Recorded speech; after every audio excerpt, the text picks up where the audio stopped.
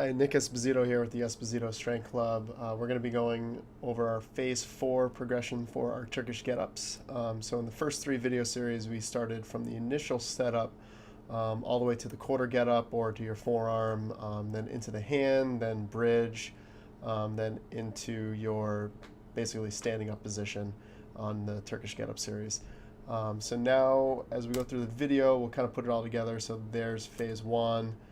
Then we go into Phase 2, at the end of Phase 2 right there, then into Phase 3, all the way up into that stand-up position. So that's where we're going to pick things up here.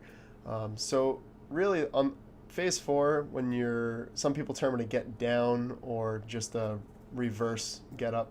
I like the term get down. It's a good way to kind of have the athletes rethink about it. And really what you're doing is just going back through those patterns, trying to reverse everything that you just did sequence by sequence. So as we start, we're going to go into a backwards lunge. As soon as you go into that lunge, the eyes are going to go up a little bit. Everything is stacked between my knee, my heel. Everything's kind of in that 90 degree motion between my hips, knees, and ankles. I'm stacked up on my wrist. Everything is still in alignment. And just like in Phase 3, the important point is to get that reverse corkscrew effect. As that happens, the hand goes down to the ground. So you're kind of moving those two at the same time, getting into that kneeling position. Everything is stacked back up again.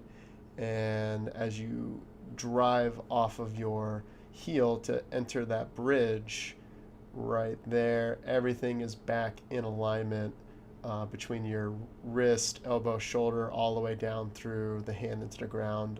You really want to feel the ground here. Everything should have full contact. And then you just reverse down to the hip, and everything is still eyes up at the kettlebell.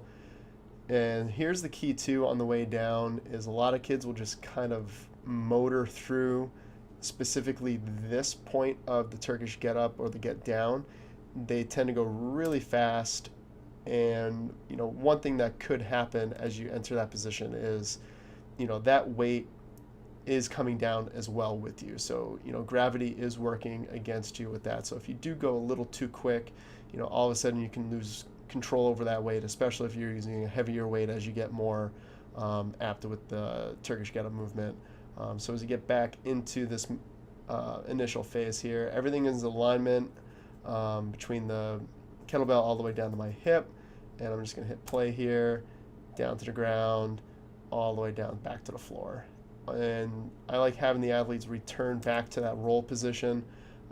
It just kind of reinforces all of the mechanics all throughout the movement, and as they go into their next lift, if they're doing multiples per side, they'll just restart that Turkish get up movement and just repeat as best as they can.